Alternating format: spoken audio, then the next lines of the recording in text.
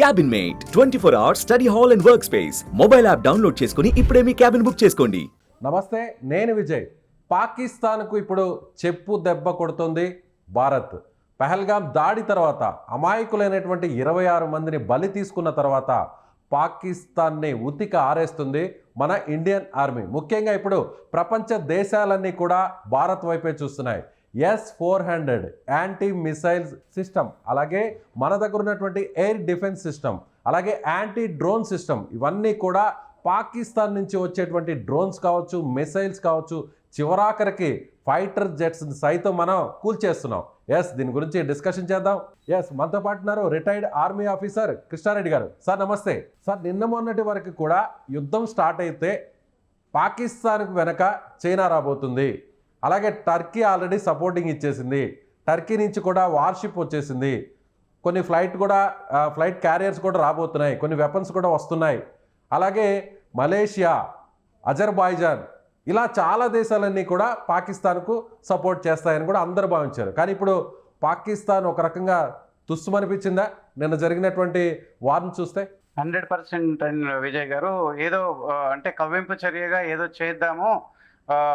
Last time ఏదైతే surgical 2లో మనం బాలాకోట్లో అటాక్ చేసినప్పుడు వాడు ఏదో 2 సుఖోయిలను F-16లను పంపించి డ్రామా ఏదైతే చేశాడో ఆ డ్రామాలో ఒక F-16ని మనం కొట్టేయటం జరిగింది. వింగ్ కమాండర్ అభినందన్ కొట్టేయటం జరిగింది. ఆ తర్వాత ఎస్కలేట్ అవ్వలేదు. లక్కీలీ ఇమ్రాన్ ఖాన్ అప్పట్లో ఉండి ఖుదాఫిజ్ ఆగే నై జానా చాహియే, హమ్ లోగ్ అభినందన్ కో దేంగే అని చెప్పేసి వాపస్ ఇవ్వటం జరిగింది పోయినసారి. ఆ విధంగా బ్రతికి బయటపడ్డారు. అండ్ 71 తర్వాత అనేక సార్లు బ్రతికి బయటపడ్డారు, కానీ ఈసారి పడేటటువంటి పరిస్థితి లేదు. మనం అనుకున్నాము ఆపరేషన్ సింధూర్ ఇంతటితో ఆగిపోతుందేమో, లేదా టెర్రరిస్ట్ హైడౌట్స్ వరకే పరిమితం అవుతుందేమో అని ప్రపంచం అంతా ఊహించింది. ఈవెన్ మనం యాజ్ ఎ ఇండియన్గా కూడా అనుకున్నాము. చావు దెబ్బ కొట్టాలని మనసులో ఉన్నప్పటికీ ఎందుకు లేవారు అనే ఒకటి ఉంటుంది ఇంటర్నల్ కనుక అనుకున్నాం. కానీ ఈ డాగ్ ఏదైతే పాకిస్తాన్ డాగ్, సోర్, పంది ఏమన్నా కూడా తప్పే. నియత లేదు, ఎథిక్స్ లేవు, యూజ్లెస్ బగ్గర్స్.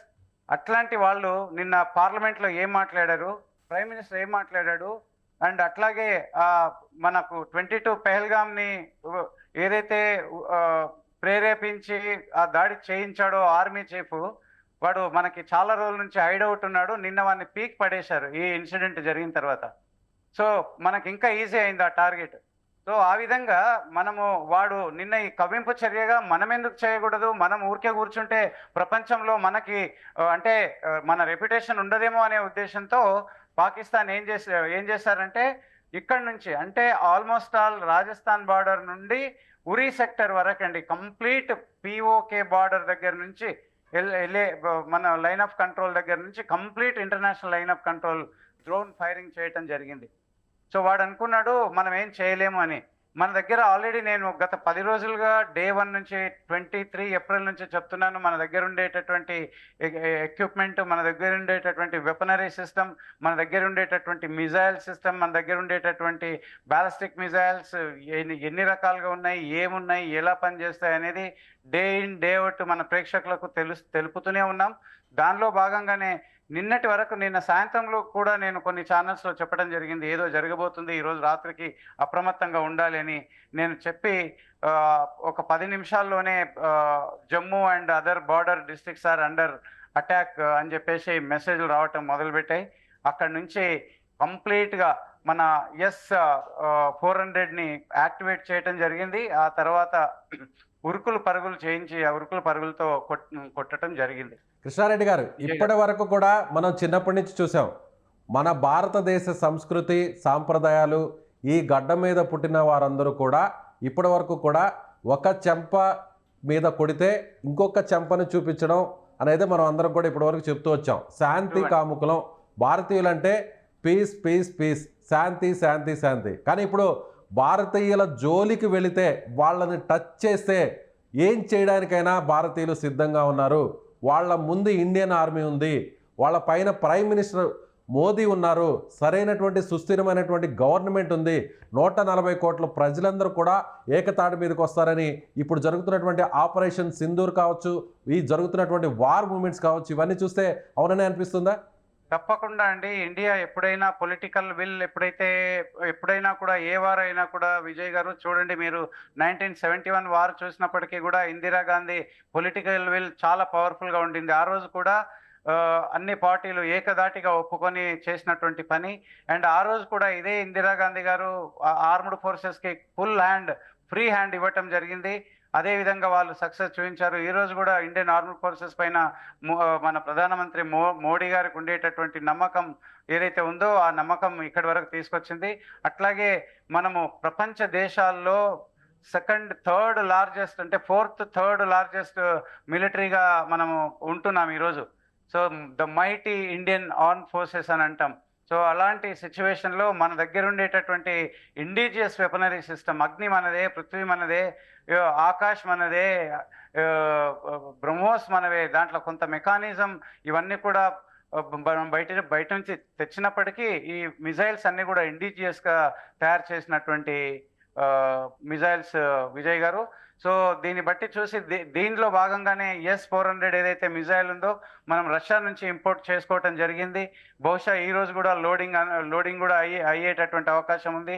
ఎందుకనంటే ఈ దీనికి ఉండేటటువంటి క్షమత, దీనికి ఉండేటటువంటి లిమిటేషన్ ఆర్ క్యాపబిలిటీస్ ఏవైతే ఉన్నాయో అన్లిమిటెడ్ క్యాపబిలిటీస్ ఉన్నాయి. పాకిస్తాన్ అసలు అవుట్ ఆఫ్ రేంజ్ చెప్తున్నాను కదా, ఇంకా అవతల ఇంకా 200-300 కిలోమీటర్స్ ఉన్నప్పటికీ కూడా మనం ఛేదించగలిగేటటువంటి కెపాసిటీ ఉండేటటువంటి S-400 ఏదైతే ఉందో అసలు నేను చెప్తున్నాను కదా, అది ఒక కలర్స్ చూపించింది యాక్చువల్ ఇండియాకి, ప్రపంచానికి. సో అదొక భారతదేశానికి ఒక సుదర్శన చక్రంగా మారిందా S-400? తప్పకుండా అండి, తప్పకుండా. ఇప్పటివరకు విజయ్ గారు మనం ట్రెడిషనల్ వార్, కన్వెన్షనల్ వారే చేశాము. ఓకే, సో పైనుంచి ఎయిర్ అటాక్ కూడా కమ్యూనికేషన్ సరిగా ఉండేది కాదు. అక్కడ నుంచి ఎనిమి ట్యాంకుల మీద పడుతున్న సమయంలో ఎయిర్ ఫోర్స్ వచ్చి కాపాడేటటువంటి పరిస్థితులు ఉండేది. ఈరోజు మీరు సింధూర్ ఏదైతే ఆపరేషన్ లాంచ్ అయిందో మనం ఇప్పుడు కూడా చెప్పలేము అసలు ఈ ట్రై ఫోర్సెస్ ఎలా కొట్టారు, ఎలా కోఆర్డినేట్ చేసుకున్నారు అనే ఇన్ఫర్మేషన్ కూడా ఎవరి దగ్గర లేదండి. దీపావళి పండుగలో ఏ విధంగా అయితే మనం రాకెట్లు వదులుతామో అలా కనిపిస్తున్నాయి. పాకిస్తాన్ వైపు నుంచి వచ్చేటువంటి డ్రోన్స్ని ఎక్కడికక్కడ గాల్లోనే పేల్చేస్తున్నారు. 1 by 1 ఎన్ని డ్రోన్స్ వచ్చినా కూడా ఇమీడియట్గా మన మిసైల్స్ కావచ్చు, డ్రోన్స్ కావచ్చు వెళ్ళి వాటిని కూల్చేస్తున్నాయి. సో ఇప్పటి వరకు కూడా మిసైల్స్ని ఆ స్థాయిలో ఒకేసారి లాంచ్ చేయాలన్నా కూడా అవతల శత్రుదేశం నుంచి వచ్చేటువంటి మిసైల్స్ని, డ్రోన్స్ని గాల్లోనే పేల్చేయాలన్నా కూడా ఇజ్రాయెల్ దగ్గర ఉన్న టెక్నాలజీ, ఇజ్రాయెల్ దగ్గర ఉన్నటువంటి ఐరన్ డోమ్ సిస్టమ్ గురించే మనం మాట్లాడుతూ వస్తున్నాం. ఇప్పుడు భారత్ గురించి కూడా మాట్లాడతారంటారా ప్రపంచ దేశాలంతా కూడా, ప్రపంచం అంతా కూడా? తప్పకుండా అండి. ఈ రోజు నుండి నైట్ నుండి మాట్లాడటం మొదలు పెట్టారు ఆల్రెడీ. ప్రపంచం అంతా నైట్ అంతా ఉలికి పడింది. నేను నేషనల్ ఇంటర్నేషనల్ ఛానల్స్ చూస్తున్నప్పుడు అసలు చాలా ఛానల్స్ దాన్ని కవర్ చేయటం జరిగింది. యాక్చువల్లీ ఇండియన్ వార్ కొంచెం వెనక్కి వెళ్ళండి ప్లీజ్, కొంచెం వెనక్కి వెళ్ళండి. ఆ విధంగా అంటే ప్రపంచ దేశాలన్నీ ఉండటము. మార్నింగ్ 3:30కి JD Vance vice president America కూడా నేనైతే I'm none to stop the war, కానీ ఇది ఎక్కడో వెళ్తుంది అనేది సిగ్నల్ ఇవ్వటం జరిగింది, పీస్ఫుల్గా క్లోజ్ చేసుకోవాలనేది చెప్పడం జరిగింది. అయినప్పటికీ కూడా విజయ్ గారు మన తప్పేం లేదు. మనం నిన్న సింధూర్ చాప్టర్ 1లో ఫేజ్ 1లో చాప్టర్ 1 అనమాట. చాప్టర్ 2 మనకి 9 ఉగ్రవాద సంస్థల్ని కొట్టాము, వాళ్ళ అసెట్స్ని కూల్చేసాము, డిస్ట్రాయ్ చేసాము. ఇంకా 12 ఉన్నాయి. ఆ 12 డ్యూ ఉండే అనమాట. 12ని కొడదామన్న సమయంలోనే వీడు వాడి యొక్క అహంకారాన్ని చూపించి వాడు ప్రపంచంలో నేను గొప్ప అని చూపించుకునే ప్రయత్నంలో నిన్న వాడు డ్రోన్లని, మిజైల్స్ని, అట్లాగే లైన్ ఆఫ్ కంట్రోల్లో హ్యూజ్ ఫైరింగ్ చేయటం జరిగింది. దానిలో భాగంగానే మన ఇండియా రిటాలియేషన్. ఇంకొకటి మనం చూడండి, మీరు ఇప్పుడు కూడా చూడండి విజయ్ గారు, ప్రిసైజ్గా టెర్రరిస్ట్ అసెట్స్ని మనం టార్గెట్ చేసాము, వాళ్ళు ఉండేటటువంటి ఎస్టాబ్లిష్మెంట్ని మనం టార్గెట్ చేసాము.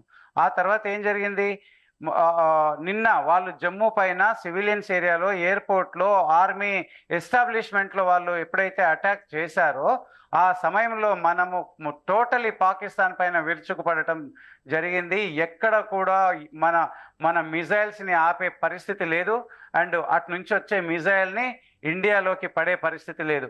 మీరు ఇంతకుముందే అన్నారు మన సుదర్శన చక్ర యొక్క క్యాపబిలిటీస్ ఏంటి, లిమిటేషన్స్ ఏంటి అని అడిగారు. సో దాని గురించి చెప్పాలంటే ఇది రష్యన్ ఇదన్నమాట.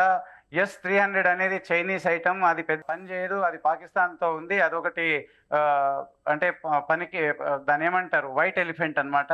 ఆ వైట్ ఎలిఫెంట్ ముందు మనం తీసుకొచ్చి పెట్టినటువంటి 400 ఏదైతే S-400 ఉందో, ఇది మీకు తెలుసు యాంటీ మిజైల్ సిస్టమ్కి పనిచేసేటటువంటి మిజైల్, సూపర్ సోనిక్. ఎక్కడి నుంచి అంటే 600 కిలోమీటర్స్ దూరంలో ఒక మిజైల్ వచ్చిన లేదా ఫైటర్ వచ్చిన, నేను మీకు గత 10 రోజుల నుంచి మాట్లాడుతున్నాను, పాకిస్తాన్లో ఎక్కడైనా ఈ F-16 కానీ SJ-17 కానీ టేక్ ఆఫ్ చేసే టైంలోనే S-400 కొట్టే క్షమత లేదా కేపబిలిటీస్ మన దగ్గర ఉన్నాయని నేను గత 10 రోజులుగా చెబుతూనే ఉన్నాను. సో అది నేను చూడలేదు. ఒక ఆర్మీ వెటరన్గా నేను 3 వార్స్ అటెండ్ చేసినప్పటికీ లేదా ఇతరతర ఆపరేషన్ చేసినప్పటికీ కూడా అలాంటి యాంటీ మిజైల్ లేదా మిజైల్ సిస్టమ్ ఏదైతే ఉందో దాన్ని అసలు చూడలేనటువంటి పరిస్థితి. ఇక దాని కవరేజ్ మీకు తెలుసు, S-400 అని అంటే 380 కిలోమీటర్స్ నుండి ఇది ఛేదించగలదు. అంటే దీనికి లిమిటేషన్ లేదు, మినిమం 10-15 కిలోమీటర్స్ ఉన్నా కూడా క్యాచ్ చేయగలదు. అంటే రడార్ సిస్టమ్ అంత పర్ఫెక్ట్గా ఉంటుంది అనమాట, సూపర్ సోనిక్. అండ్ ఇంకొకటి ఇది క్రూసైడ్ మిసైల్ అనమాట. దీనికి ఇది అంటే ఆ టార్గెట్ని ఎలా టార్గెట్ వెళ్తే అలా ఆ టార్గెట్ని వెళ్ళి హిట్ చేసేటటువంటి పరిస్థితి. అండ్ ఇంకొకటి ఇది అరౌండ్ 160, మీరు చూశారు కదా ఇప్పుడు దివాళీ చూపించారు కదా, 160 మిజైల్స్ ఆపోజిట్ డైరెక్షన్ ఎనిమీ నుంచి వస్తే, ఓకే, వాటన్నింటిని అంటే 160ని ఇంటర్సెప్ట్ చేస్తుంది. ఇంటర్సెప్ట్ చేసి వాటి ఎంబడి పడుతుంది. ఎన్నింటిని కొడుతుంది అని అంటే 70 టార్గెట్ని ఒక్కసారి హిట్ చేయగలదండి ఒకేసారి. వీడు విధవ మొత్తం అక్కడ నుంచి ఇక్కడ వరకు 70 డ్రోన్స్ వదలలేదు. ఒకవేళ శత్రు దేశం నుంచి పాకిస్తాన్ నుంచి ఒకేసారి ఎట్ ఏ టైం 70 మిసైల్స్ వస్తే ఆ 70 మిసైల్స్ని కూల్చేసే శక్తి సామర్థ్యం S-400 ఉంది, అంతేనా? ఎస్ అండి, ఎస్. సో మనకి ఆ విజువల్స్ కూడా కనిపిస్తున్నాయి. ఇప్పుడు చూసారు కదా మీరు ఎలా వెళ్ళాయి, ఎలా రిలీజ్ అయితే ఎలా వెళ్తున్నాయి. సో మన భారతదేశ మన ఇండియన్ ఆర్మీ పౌరుషం అంతా కూడా ఆ మిసైల్స్ ని లాంచ్ చేస్తుంటే వాటిని కూల్ చేస్తుంటే ప్రత్యక్షంగా సామాన్య పౌరులు కూడా కనిపిస్తున్నాయి. మీరు ఈరోజు జమ్మూ అక్నూర్, సాంబా, తర్వాత ఏది మన బార్డర్ ఏరియాస్ ఇంకా చాలా ఉన్నాయి, ఉరి, ఈ సెక్టార్స్ అన్నీ కూడా, ఎస్పెషల్లీ కఠువా పఠాన్కోట్ దగ్గర ఉంటుంది. కఠువా నుంచి నేను నైట్ 4 o'clock ఒక పర్సన్తో మాట్లాడినప్పుడు, సార్ మా కళ్ళ ముందు కనిపిస్తుంది ఒక అంటే ఉరుములు మెరుపులు, వర్షం పడినప్పుడు ఉరుములు మెరుపులు ఎలా వస్తాయో ఆ విధంగా ఉంది. అక్కడ వచ్చేటటువంటి మిజైల్ని మన మిజైల్ వెళ్ళి కొడితే అది లైట్నింగ్ అంటే పిడుగులాగా కనిపిస్తుంది సార్, పిడుగులాగా కనిపించి పడిపోతుంది. అసలు ఊహించలేనటువంటి మాకెంత ధైర్యం వచ్చింది వీటన్నింటిని చూసిన తర్వాత అంటే వాళ్ళ సంతోషం మనం వివరించలేనటువంటిది. ఒక సైడ్ ప్యానిక్ ఉన్నా, భయాందోళన ఉన్నా కూడా మన దగ్గర ఉండేటటువంటి సామర్థ్యం, మన ఇండియన్ ఆర్మ్ ఫోర్సెస్ యొక్క క్యాపబిలిటీస్, ఇండియన్ గవర్నమెంట్ యొక్క పొలిటికల్ విల్, ఇవన్నీ కూడా ఒక వార్ని విన్ చేయడానికి, ఆర్మర్ ఫోర్సెస్ మొరాల్ అప్ చేయడానికి చాలా ఉపయోగపడతాయి విజయ్ గారు. సో నరకాసుడి వధ తర్వాత అక్టోబర్, నవంబర్లో మనం దీపావళి చేసుకుంటాం. ఇదే నరకాసుడిలో ఉన్నటువంటి పాకిస్తాన్ వధ ఇప్పుడు జరుగుతుంది. సో అంతకంటే ఒక్కొక్క రోజు ప్రతిరోజు ఇప్పుడు మనకి దీపావళిగా మారే అవకాశం ఉందంటారు, ప్రతి రాత్రి కూడా. విజయ్ గారు, నేను మొన్న మార్నింగ్ ఢిల్లీలో ఉన్నానండి. నాకు ఎప్పుడైతే ఆపరేషన్ సింధూర్ చేశారో మన అందరూ కౌంటర్ పార్ట్స్ అందరూ అదర్ టీవీ ఛానల్స్ వచ్చినప్పుడు ఫస్ట్ విజయ్ గారు హ్యాపీ దివాళీ అనే స్టార్ట్ చేశాను నేను. ఎందుకంటే నేను చెప్పాను మనం బార్డర్ మొత్తంలో దివాళీ అక్టోబర్ నవంబర్లో సెలబ్రేట్ చేస్తాము, ఈసారి ఏప్రిల్ మేలో సెలబ్రేట్ చేయాలి మనం అనేది చెప్పడం జరిగింది. దీపావళి వచ్చేసింది. ఎస్.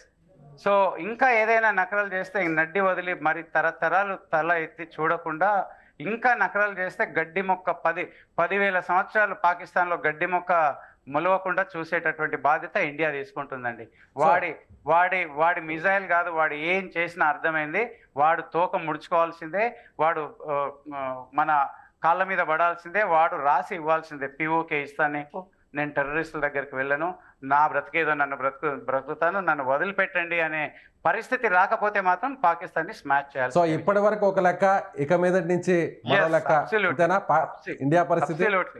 అబ్సల్యూట్లీ అండి. Right sir, thank you. So ఇది రిటైర్డ్ ఆర్మీ ఆఫీసర్ కృష్ణారెడ్డి గారు చెప్తున్నట్టుగా ఇప్పటి వరకు ఒక లెక్క, ఇకపై మరో లెక్క. భారత్ని మొత్తం యావత్ ప్రపంచం అంతా కూడా ఇంత సూపర్ పవర్గా భారత్ మారిపోయింది.